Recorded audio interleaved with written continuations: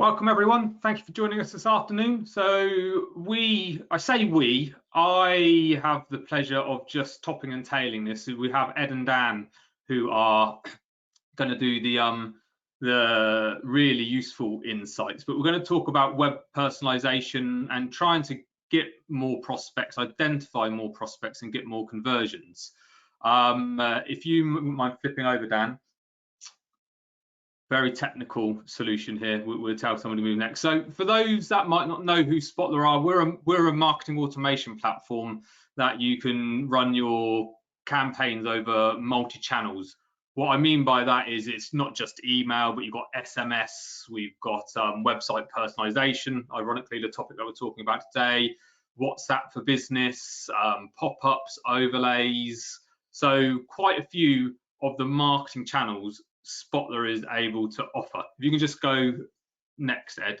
And this just gives you a bit more. So we also incorporate social media publishing, transactional emails, account intelligence from a B2B point of view, shopping cart abandonment from B2C. So quite a fully fledged marketing automation platform for any of the customers or the prospects that are on don't know us too well.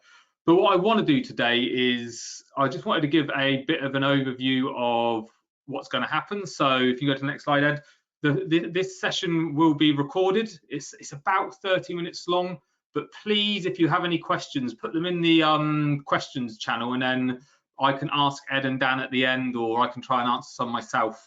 We'll have a quick Q&A at the end if anything comes out of this. It is being recorded. I'm just going to check that to make sure I hit the record button, because I've said that before and completely forgot. There we go. Yep, it is being recorded.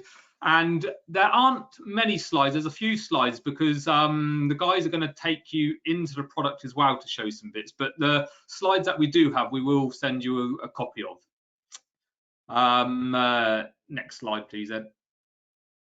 Lovely. So I'm going to take you over the why do personalization in the first place, and then Ed and Dan are going to take you over a couple of pieces. So we're going to look at product recommendations, data capture, so pop-ups, pop-over overlays, light boxes. They've got a number of different names, but those things that pop up, and you've got some really useful stuff that you can kind of do on exit intent, or if we don't know data about somebody, we can start to profile.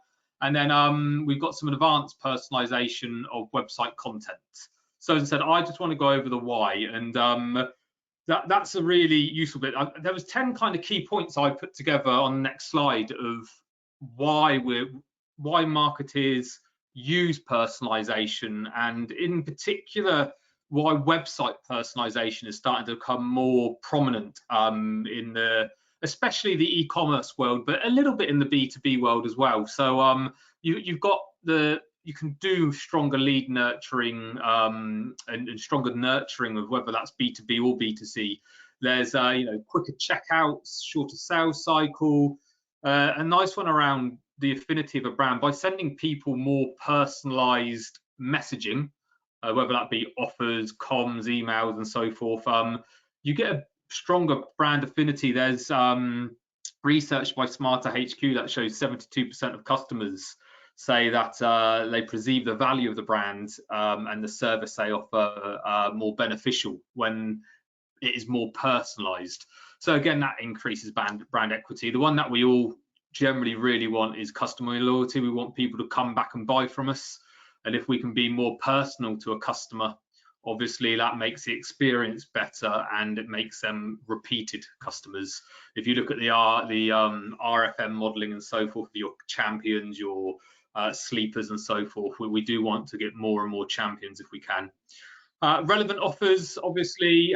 There was one that we've started to notice is that the call to actions, you can start to personalize call to actions more, so you can see what people are interested in, and therefore those call to actions can be more personalized, more highly effective, rather than generic kind of click here's, if that makes sense. And then obviously more conversions is what we're all after, but deeper insights, because the more data is again, Spotler being part of a CDP, a kind of a customer data platform for a grand word, we can gather a number of insights that can hopefully help you get more of the above. So that's the why. Hopefully those are strong enough reasons for when Dan and Ed show you what you can do.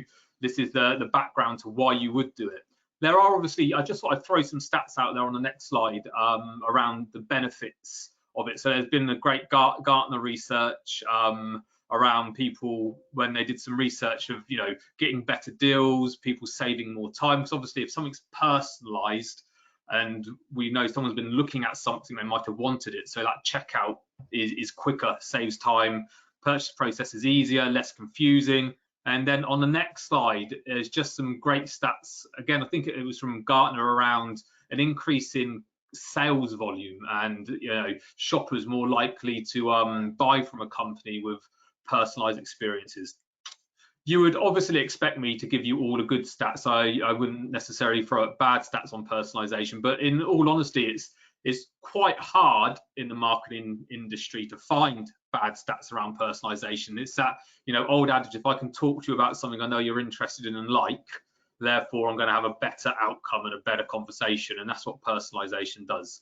So hopefully that's given you a flavour. I'm going to hand over to Ed and Dan to take you through a couple of those use cases and show you how it works. As I said, remember, if there's any questions throughout, just pop them in the questions and I'll ask the guys at the end. Over to you, Ed. Cheers, Simon.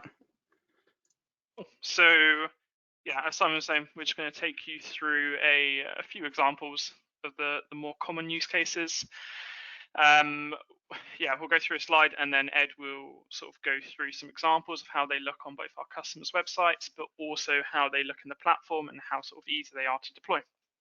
So the first one we're going to look at is product recommendation blocks. So one of the kind of best forms of e-commerce website personalization is using a product recommendation block. So what that is, a product recommendation block is essentially a piece of content that will be directly embedded into your site, and that will display tailored content sort of that is unique and bespoke to that individual. So that might be certain products that they're interested in. Maybe you've been able to capture certain categories they're looking at, or you can even show something like the top sellers. As you can see, the example below is at the bottom of your sort of screen is something we've recently deployed for one of our clients.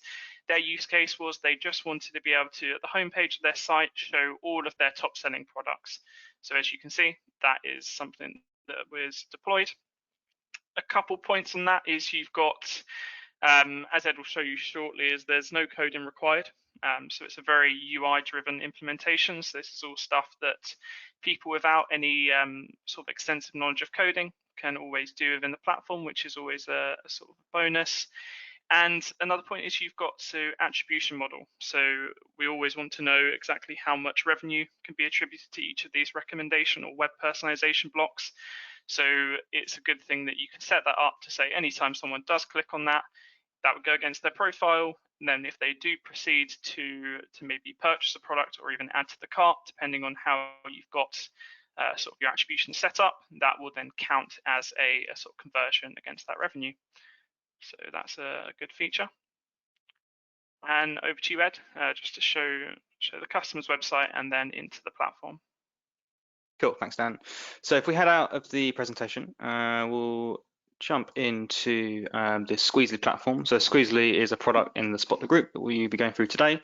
So we've got a customer here called Just Geek. They've recently finished or been completed onboarding with Spotler. They're using Squeezely within the website. So on the homepage, so a number of sort of products like you see here. If we scroll down, we'll see the top sellers sort of area on this page. This is one of those Squeezely recommendation blocks or personalizations. So the content that's being shown here is frequently purchased content within a certain time frame. You can see if I refresh here, that will then update. So any sort of user who comes onto the website for the first time and maybe that first recommendation hasn't quite attracted them, when they come on again, they'll see a new one. So hopefully it'll entice them to look at that in more detail. If we could look into one of these products, down below, we'll also have you may also like section. So again, we're sort of integrated Squeezely into the website. So we know a bit about this sort of browser now. They've looked at a few products. We can sort of tailor those recommendations a bit more towards them because of the recent activity they've had on the website. So again, you may also like integrated from Squeezely, hopefully going to be showing them some good recommendations to interest them and hopefully convert to a customer. So yeah, those are how, or this is how Just Geek is currently using those recommendations within Squeezely. If I just jump into the Squeezely platform, I'll just show you quickly how you would create one of those personalizations and the options around that recommendation to give you a bit more of an idea of this sort of the customization you have around that as well. So if I create a new one, if I hop over to the website templates, there are a couple of different styles that I can choose from. I'm going to choose this one here. On this page here, I'll have a preview, just pulling through some dummy products. Obviously, when that goes live, it'll pull through the real products on the website. On the left-hand side, I've got various options when building this block or personalization. So first off, we've got some variants. So I can create variants on this recommendation. So it might be that I want to change the call to action button text, or maybe the color scheme, or how large the image is versus the product title, for example. So I can do some testing around different designs and play around with that if I wanted to, but I'll just stick with the one for the time being. Below that, I've got the most important thing that you probably want to customize here is the product set, or basically the logic behind this recommendation. So depending on where this is going to sit on the website, who it's going to be shown to, you want to decide what logic you'd like to use behind that recommendation. There are some ones that we include by default on the platform, but you're always free to go in and sort of create your own. So it might be you want to create a product set which is showing products that are on sale, and the sale is greater than 50%. And that could be tailored towards those who are a long-time visitor of the website, but they've never actually converted. So again, sort of customizing that experience based on the activity that they've shown previously. You've got a few options here around the number of products that you would want to show on the website, and then we've just got our tool to insert that onto the website. So it's a really easy way to sort of add that into the website. So you'd pop in the URL you wanted to personalize, you'd sort of load up that website, you click an area of the website you'd want it to sit in, it will then pull that back and it will sort of say, I want the personalization to sit in this section of the website. Below that on display, you can customize it. So we're pulling through these variables here, which is image, the price, the title, the description, but you could always change those if you wanted to, add in a header. You can hide certain elements if you wanted to as well. You can customize that button. So again, that's something you might want to split test to work out what works best for your customers. And then you've got a few options around the color here as well. Yeah, so that's the product recommendation. As I said, the main thing here really is around that product set or the logic behind it. So you can sort of change who sees which recommendation and therefore which logic behind that. So if I just select testing one there, click on save, and when I head out of that, I've then got a few settings for the personalization. So the first is distribution. So I've only got one variant here, but if I had more than one, I can set the sort of methodology behind the split test. Audience, again, that's really important. So I can include a custom audience here. So my example before, where you're going to be showing items that are heavily discounted only to those who have never purchased before, but maybe have had more than 3 sessions as an example, you can create that audience. You can include that audience here, and then maybe you want to exclude people who have purchased before. So there's a lot you can do around customizing who sees what, and again, sort of adding to that personalization on the website. So another really key part of building out that personalization. You can set when you like the sort of the personalization to trigger. So normally it's going to be immediately for a personalization on the website. Attribution, as Dan touched on, and then the schedule here as well as the frequency cap. So a few other options behind that. But as I said, really easy to create one. The two main things there are the logic behind the recommendation, and then being able to sort of choose who sees which recommendation. So you're always able to create 20 different personalizations, and you have a different one on the home page for that specific type of visitor, be it a new customer or a returning customer, or even like a VIP, for example. So yeah, really powerful here as well. As Simon said, please, any questions throughout, let us know. We always go through that at the end as well. So yeah, that was around the product personalization. So if I head back into the presentation here, and we'll just head over to the next tab here. Cool, perfect. Hopefully that shows you guys just how easy and powerful it can be to sort of implement something like that. The next one we're going to look at is a data capture popover. So this is probably one of the more simpler use cases of website personalization, but it's just as equally powerful and usually has quite a high success rate. So it's always something that you would want to implement. This will be similar to the one before. It will be a piece of content rather than it being embedded. It will be something that will pop up in front of the user. You can dictate when you want that. So maybe it'll be on a certain page, or if they have exit intent, as Simon was talking about, anything like that, you're free to choose that. The main goal of this will be to identify someone against their email address. So yep, as you can see, you've got two examples there. So the one on the left-hand side is just a sort of very plain, simple one. It has the email address. So when someone does submit that, that will feed directly into your sort of both into Squeezely, but also then into whatever ESP you have connected up. That can then sort of the end goal of this is feed them into some kind of nurturing campaign, or put them as a marketable contact, so you can start emailing them as well, which is ideal. The example you've got on the right hand side is just one we wanted to show you, which is a bit more of an advanced example, but something which is really powerful to implement. So as you can see, it's got there sort of a notification saying £5 off your next order. So what we can do on the back of this is when someone does submit it, they will have an email sent to their inbox that will contain a discount code that they can use on the next order. And that's just an ideal way to increase your conversion rate and really get people to more incentive to submit that form and become a contact. So Ed's going to now, similar to what he did with the previous one, just show you how you can create that in the Squeezely platform, what templates you've got, and just the options around that. But very similar to the last one, but good to see. Yeah, as Dan said, pretty similar. So if I create a new personalization within the platform, instead of going over to the website embedded templates, I will sit on the overlay templates tab. And again, like before, I've got a couple of options here. With the popovers, there are various types that you can use. I know with today's webinar, it's all around sort of data capture and sort of enhancing that data you hold on your browser's website. So I'd likely you want to use a feedback form here, but we do have others such as an overlay. So it could just be showing a product that's selling quite well at the moment, or maybe you could push a product which is you've got too much stock of, just try and sell that one quickly. And then you can also do stuff like notification bars. So maybe there's a shipping delay in your warehouse, for example. You can very easily sort of push out that notification on the website. But as I said, I'll go through the feedback form today. So like before, we got a few options on the left-hand side, and then we got a preview of that overlay or popover on the right. So first off, I can give my variant name. So like before, you can definitely do some split testing where you can maybe change up the title or the image, or even, as Dan mentioned, you can introduce an offer where they receive a discount or a voucher code when they sign up to your newsletter. So you can sort of test which ones perform better by adding in a couple of variants. Below that, you've got your fields. So here you can basically ask for the data for that recipient. So it might be, for example, first name. Pull that through there. I've already got email there. You can add in your placeholder.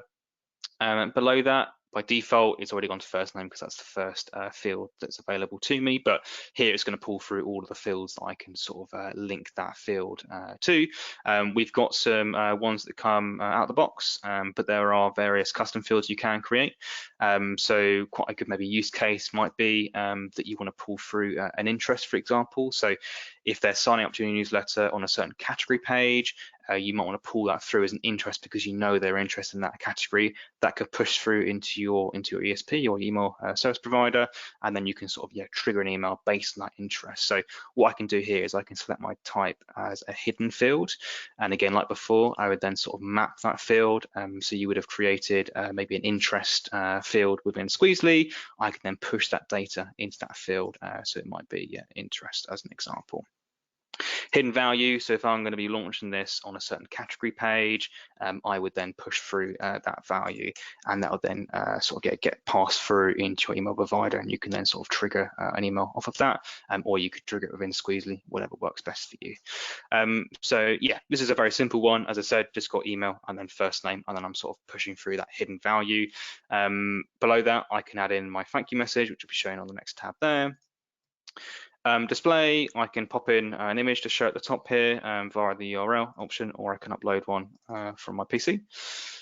Title, so it might be sign up to our newsletter, and then below that you could add in a description, or you could equally just hide that if you want to just have the title there. And then below that we've got the CTA text, so it might be submit. As I said, this might be something you want to do some split testing on to work out which performs better for you.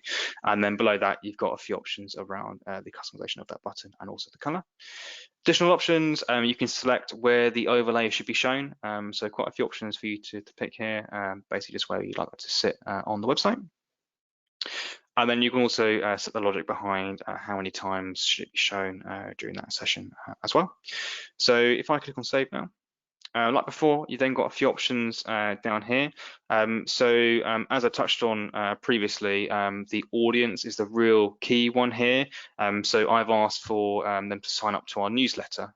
So in the audience one, I definitely want to tick this custom audience option. I then want to include an audience of maybe email is known. So we already have their email address, they've already signed up to a newsletter.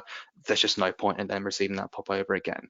If that is the case, I might then have a separate pop over that's set up for people who already signed up. So it might be, money off your next order, or as I said before, you could show a pop over of an item that's selling really well at the moment, or maybe one that isn't selling very well at the moment.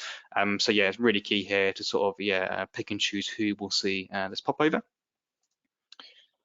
I've then got my included URLs section. So my example before was showing this on a certain category page. I then might say the URL contains, like I put in that specific category page, or it might just be it contains the word product, and it's only going to be shown on product pages. So yeah, various options you can include here. Whether it should be shown on desktop and mobile. So if you wanted to, you could have different versions for desktop or mobile, or just include both of them there. And then equally as important as included URLs, you've got excluded URLs as well. So quite a common one we recommend is the URL contains the word basket. So if they're in that sort of checkout process, they have committed to buy.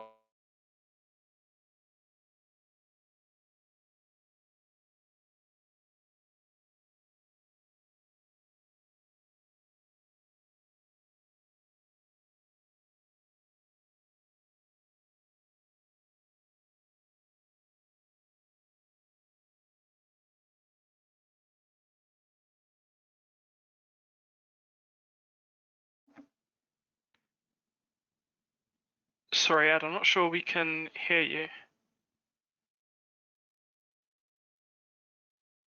Yeah, Ed, I didn't know if it was just my audio, but you've gone quiet for... Yeah, I don't know, it still says he's talking, but there's no sound coming through. Strange. Put my camera on. Ed, we can't hear you.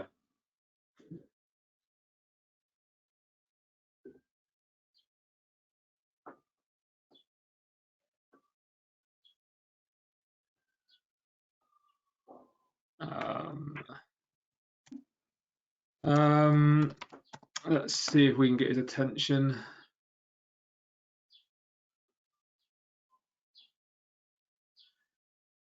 No. Sorry, guys. I'm just going to see if we can get a hold of Ed to see what's happened to his audio. Dan, I'm assuming you can't hear him either. No, I think it's...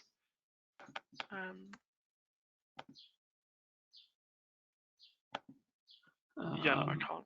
Ooh, Ed, I don't know if you can see us or if you can even hear me, Ed, but we can't hear you. We've lost your audio. Can you hear me at all? Ed? There we go, anyway. Whilst Ed's sorting it out, we can...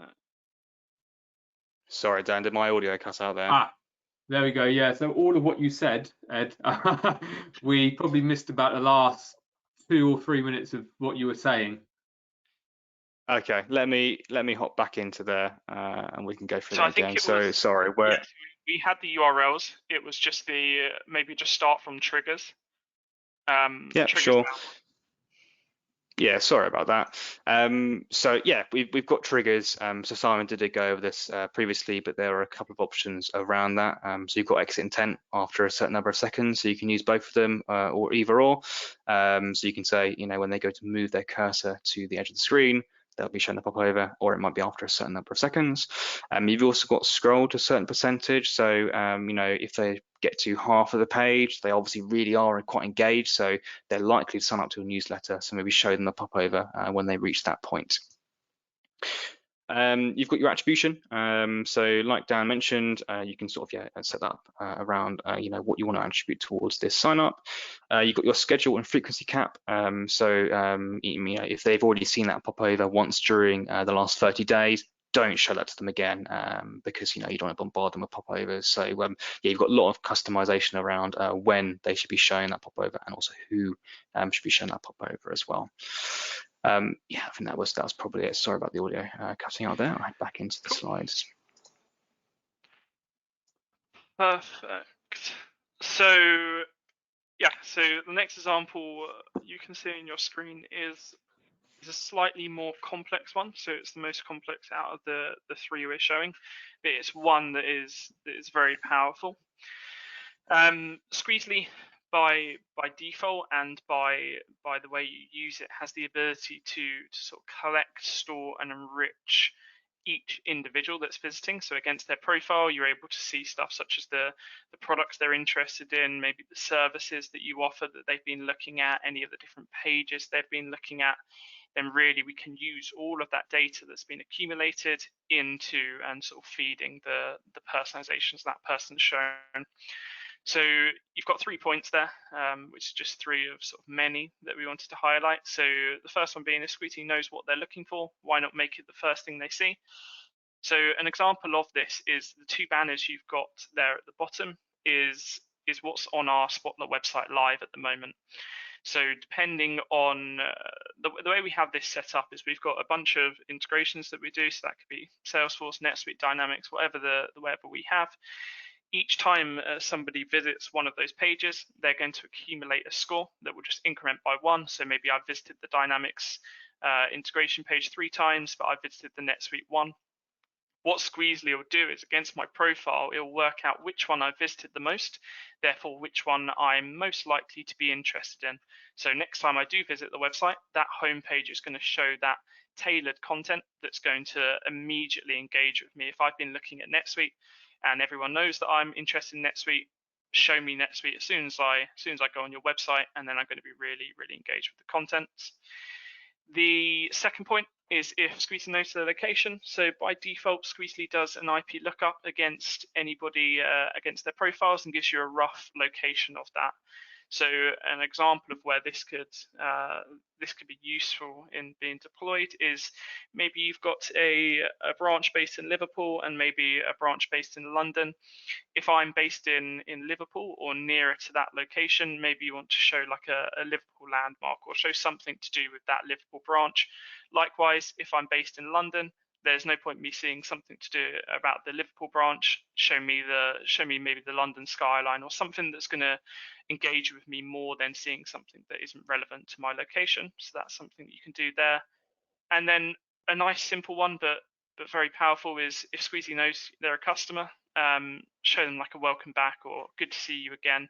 Maybe say hello Dan or anything like that on the page. Just really tailor it towards that individual and make sure they're immediately engaged with everything that's being shown, and yeah, just make a more of a personalized experience for them on your site. So hopefully that just gives you an example of how sort of more advanced stuff you can use with the data that's being collected and enriched against each of the Squeezely profiles. That is the three points we were going to cover. So yeah, it's kind of over to you guys if there's any questions or anything you want to revisit.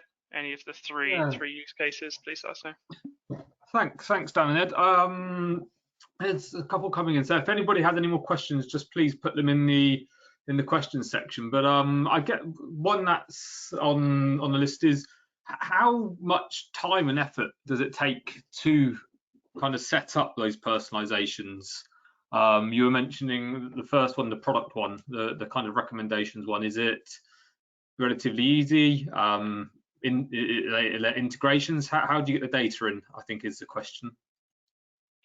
Yeah, sure. Oh, sorry, Dan, you go. No, go on, it's gone. Okay. Yeah, once Squeezy's been set up and we've integrated with the website, it's very easy to create that personalization. You can always copy one you've created previously and then just tweak the logic behind that. But in terms of the actual setup of integrating Squeezely into the website, we ask for a feed of your products. That again gets pulled through into Squeezely. And then once Squeezely we can build up a database, replicate your product database, but in our system, so we can very quickly sort of pull those products through. So any changes you make to pricing, images, description, stuff like that, that then gets synced automatically, so we can then pull that through. So once that initial feed's been set up, it's very easy to sort of push out those recommendations onto the website. And then this one's kind of related to it, but the using Squeezely, and I think I can answer this bit. I think what I mean is it's just a bit of code that you put on the website, isn't it? Like Google Analytics is such, it's just some tracking code. Mm-hmm. So it's a pretty easy install from that point. In that if you use Tag Manager or you've got access to your backend, it's just a bit of script that you put on, just like Tag Manager or Google Analytics. The overlays, there's a question asking what are the kind of possibilities of the overlays? So I mentioned earlier you kind of got exit intent and so forth, but are there ever ones that are available? So kind of like, I guess, time on page and so forth I've seen before. Yeah, so we had the scroll to a certain percentage. So there's a scroll to a certain percentage on the page. You can also utilize their location where they've come from to land on the website. So we've had customers in the past who use those UTM parameters. So if they've come from one of their emails, they receive a special discount, which is looking at the URL. If the campaign source contains the word email, that popover is then triggered. So anyone who's coming from from Google, etc., won't see that. Only those coming from their email list will see that. So there are options around looking at that URL and working out where they've come from to then customize that content a bit further as well. Great.